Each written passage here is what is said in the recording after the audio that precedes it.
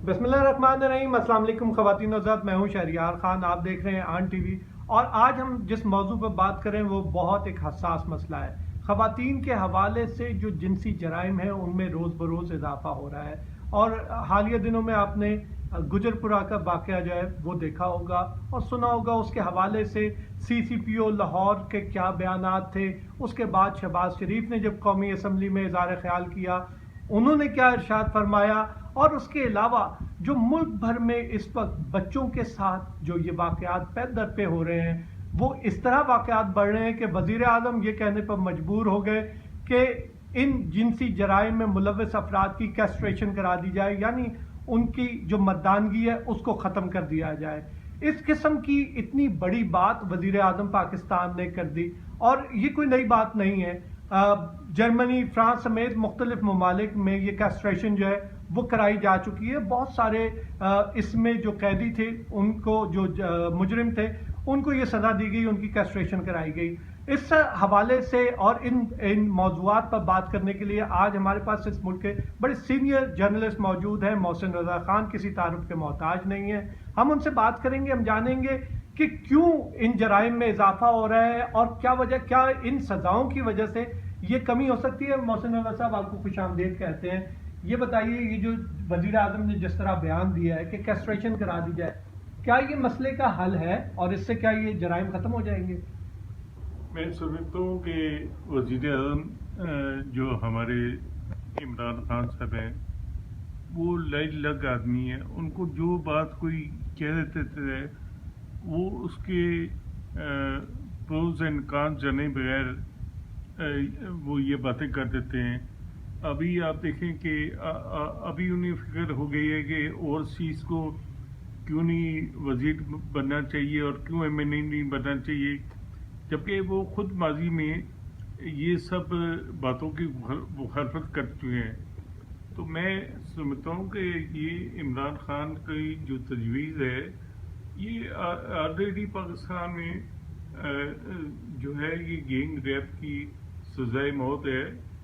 आप उस आदमी को जो है सज़ाए मौत दें और ख़त्म करें, और अब जो है नए नए फितने पैदा करने की ज़रूरत नहीं है कि ये जो इमरान खान ने तजवीज़ दी है। सबसे पहले तो मैं समझता हूँ कि ये गुजरपुरा का वाक़या जो है इसकी पूरी इन्वेस्टिगेशन होनी चाहिए, और इस वाक़े को जितना मीडिया ने हाइप दे के, जो असल इशू था जनरल आसिम बाजवा का, जो लोग मुतालबा कर रहे थे कि रसीदें दिखाएं वो और अपनी मनी टेल दें, उससे तो जो हटाई गई है। आप ये वाक़या और इससे मुलज़िमों के ख़िलाफ़ जो कुछ भी करें वो ठीक है, लेकिन इसका सारा जो है मकसद ये था कि असल वाक़े से जो अहमद नूरी की स्टोरी थी बाचकों के बारे में, उससे तवज्जो हट गई है सारी कौम की। और ये इससे पहले इन्होंने ये कोशिश की है कि मुहर्रम में शिया सुन्नी फसाद कराने की कोशिश की है। ये तो पाकिस्तान के शिया और सुन्नी हज़रात इतने बाशऊर हैं और उनके दरमियान ऐसी कोई नफरत नहीं है, वरना तो आप देखें कि एक आदमी को जाकिर को लाया गया और उससे इस्लामाबाद में तकरीर कराई गई और साहिब कराम के ख़िलाफ़ बात हुई, और बाद में उस आदमी को टिकट दे के आपने इंग्लैंड भेज दिया। और जब ये एक वाक़या हुआ और लोगों को अपना गुस्से का इज़हार करने का मौका नहीं मिला, तो फिर कराची में आपने एक और फ़िरक़े को खड़ा कर दिया और उन्होंने लाखों के अफराद जमा किए, और उसमें कुछ ऐसे नारे लगे जो कि इस बात की दलील है कि गुजरपुरा का वाक़या और सारे जो दीगर वाक़यात हैं ये असल जराइम से तवज्जो हटाने के लिए हैं। मैं समझता हूँ कि पाकिस्तान में अगर आपने किसी भी جگہ آتا تیتر آتا پٹیر والی بات کی کہ کسی اور کیس میں آپ جو ہے انگریزوں کے بنائے ہوئے قوانین پہ سزا دیں، کسی جرم میں آپ شریعت کے مطابق دیں، اور کسی جرم میں آپ کسی اور خیال کو لے آئیں. ایسا نہیں چلے گا. آپ نے تو خود کہا تھا کہ پاکستان میں ایک نظام تعلیم ہوگا، آپ وہ نہیں کر سکے. اب آپ سزاؤں کو مختلف خانوں میں تبدیل کر رہے ہیں. یہ اس حکومت کے ناڑی پن کا اور ان کے جو ہے مس مینجمنٹ کا ایک اور ثبوت ہے. اچھا، کیونکہ یہ قانون نیا بنانے کی بات کر رہے ہیں، کیا ہم یہ نہیں کر سکتے کہ نظام ایسا بنایا جائے کہ جو ہمارے ملک کے مروجہ قوانین ہیں ان کے اوپر عمل درآمد کو ہم کیسے یقینی بنا سکتے ہیں، پولیس کے نظام کو ہم کیسے بہتر بنا سکتے ہیں؟ یہ کہتے تھے ہم سیاسی پولیس نہیں ہوگی، لیکن لاہور کے جو سی سی پی او ہیں عمر شیخ، ان کو یہاں پر لانے کا مقصد یہی نہیں ہے کہ کیا نون لیگ کے خلاف کارروائیاں کرائی جائیں؟ کیا اسی لیے نہیں لے کر آئے ان کو؟ دیکھیں، جو نون لیگ کے خلاف کارروائیاں ہیں وہ تو حکومت کسی سے بھی کروا سکتی ہے، لیکن جب آپ کا کہنا تھا کہ یہ جو آئی جی کی ایس پی کی ڈینوٹ پوسٹنگ ہوگی، اس کا تو آپ نے خود بھی خیال نہیں رکھا، اور 5 آئی جی تبدیل ہو چکے ہیں. کیپٹن شعیب دستگیر، جس کی آپ ہر جلسے میں اور ہر تقریر میں تعریفیں کرتے نہیں تھکتے تھے، اس میں پتہ نہیں کیا خامی ایک دم پیدا ہو گئی ہے کہ آپ نے اس آدمی کو جس کی انٹیگریٹی، جس کے پروفیشنلزم، جس کی دیانت کے لوگ گواہی دیتے ہیں، اس آدمی کو اٹھا کے اور ایسے شخص کو لگایا گیا جو کہ شروع سے ہی لٹیا اور اپنے کئی جرائم میں ملوث ہے. جیسے سابق آئی جی موٹر وے ذوالفقار چیمہ نے بتایا ہے کہ یہ جب ڈائریکٹر ایف اے یہ تھے نامغرینی، تو یہ ثانی سرگرمی میں ملوث تھے. برطانیہ نے شکایت کی، کیپٹن شعیب دستگیر نے اس کی انکوائری کی، اور انہوں نے عمران خان کو جا کر یہ سب تفصیلات بتائیں. تو عمران خان نے فون اٹھا کے اعظم خان سے کہا کہ یہ کہاں ہے انعام غنی، ایسے آدمی کو سروس میں نہیں ہونا چاہیے. اور اب ہم دیکھتے ہیں کہ وہ آدمی آئی جی پنجاب لگا ہوا ہے. یعنی یہ کلچر آ گیا ہے اب کہ جو جن پہ الزام ثابت ہو جائے ان کو سزائیں دینے کے بجائے ان کو بہتر پوسٹنگ دی جاتی ہے. جیسے خسرو بختیار پہ آیا تھا، ابھی تک کیا نتیجہ نکلا؟ وہ بڑا کریڈٹ لیتے ہیں اس کا کہ ہم نے یہ گندم چینی کا سکینڈل جو تھا، ہم نے اس کی رپورٹ جو ہے وہ صاحب پبلک کر دی اور لوگوں کو بتایا ہم نے کہ کیا ہوا ہے. تو کیا یہ کلچر اس طرح سے یہ کوئی نیا پاکستان میں یہ کیا فارمولہ ہے؟ یہ جو ہے یہ صرف گیلری کے لیے کھیلتے ہیں اور انہیں عوام کے مسائل کا کوئی دلچسپی نہیں ہے. یہ چاہتے ہیں سوشل میڈیا پہ ٹرینڈ بنے، عمران خان کی واہ واہ، چینی 50 روپے سے 110 سے زیادہ چلی گئی ہے. لیکن ابھی تک لوگوں میں کہ عمران خان نے رپورٹ پبلک کر دی تھی. عمران خان نے نہیں جہانگیر ترین کو انگلینڈ جانے دیا نا، اپنے خصوصی جہاز پہ وہ چلے گئے. عمران خان نے خسرو بختیار کی وزارت تبدیل کی ہے، انہیں وزارت سے نہیں ہٹایا. عمران خان ہی ہے جو کہ وزیر اعلیٰ پنجاب عثمان بزدار جنہوں نے سبسڈی دی تھی ان کی حمایت کر رہے ہیں. اور اب عمران خان جو ہے ایک بدکار، ایک زانی، رشوت خور اور ایک گندے پولیس افسر کے لیے کہہ رہے ہیں کہ تمام سپورٹ سے دی جائے سی سی کو لاہور کو. تو عمران خان کے جو وہ کنٹینر پہ چڑھ کے باتیں کرتے تھے، وہ عمران خان کہاں ہے آج؟ وہ جو اصولوں کی بات کرتے تھے، جو کہ قانون کی بات کرتے تھے، جو اخلاقیات کی بات کرتے تھے، اب تو عمران خان ایک اور عمران خان پیدا ہو چکا ہے جس کے پاس نہ کوئی اخلاقیات ہیں، نہ اسے اپنا ماضی کے وعدے یاد ہیں، اور نہ ہی اسے اپنے بلند باغ جو اعلانات تھے وہ یاد ہیں. تو اب ہم دیکھ رہے ہیں کہ اس ملک میں ایک انارکی پھیلی ہوئی ہے. موٹر وے جو تھا سیالکوٹ کا موٹر وے، اس میں کوئی پولیس نہیں تھی، اور اگر وہاں موٹر وے پولیس ابھی تک تعینات نہیں ہوئی تھی تو پنجاب پولیس کیا کر رہی تھی، اور پنجاب پولیس نے کیا رسپانس کیا اس میں. ہم نے دیکھا کہ صرف عمر شیخ نے متاثر خاتون، جو کہ کوئی خاتون اگر ہے تو اس کے بارے میں انتہائی بےہودہ گفتگو کی ہے. اور یہ گفتگو جو ہے یہ معاشرے میں ایک پولیس فورس کا، وہ سی پی او ہے لاہور کا، تو تقریباً جو اس کے نیچے 20-22 ہزار لوگ ہوں گے، وہ سب اپنی رائے اپنے چیف کے مطابق بنائیں گے، اور وہ عورتوں کو عزت کیسے دیں گے؟ اس میں اس کے ساتھ ساتھ عمر شیخ کا ایک بیان سامنے آیا، اس پہ ساری دنیا کی تنقید آئی.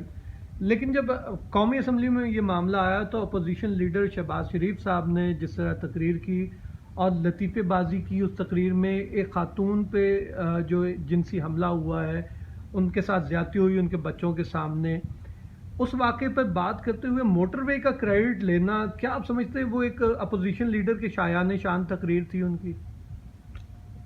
پہلی بات تو یہ ہے کہ آپ یہ فیصلہ کریں کہ کیا شہباز شریف اپوزیشن لیڈر کے بننے کے اہل ہیں، اور کیا ان میں وہ سنجیدگی، متانت اور وقار ہے کہ وہ اس عہدے کے مطابق، جس میں ہم دیکھتے ہیں کہ کبھی ولی خان تھے، مفتی محمود تھے، بڑے نامور لوگ تھے، چودھری نثار صاحب تھے، نواز شریف تھا، بے نظیر تھی، تو کیا اس عہدے کے لائق ہیں؟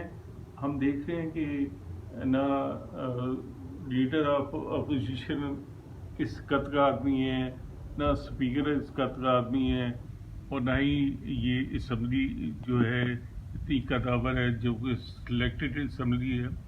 تو اس کے ہوتے ہوئے یہی ہمیں شہباز شریف نظر آئے گا، یہی اسد کیسا نظر آئے گا، اور یہی معیار ہوگا. جب ایک دفعہ احمد فراز سے کسی نے پوچھا مشرف دور میں کہ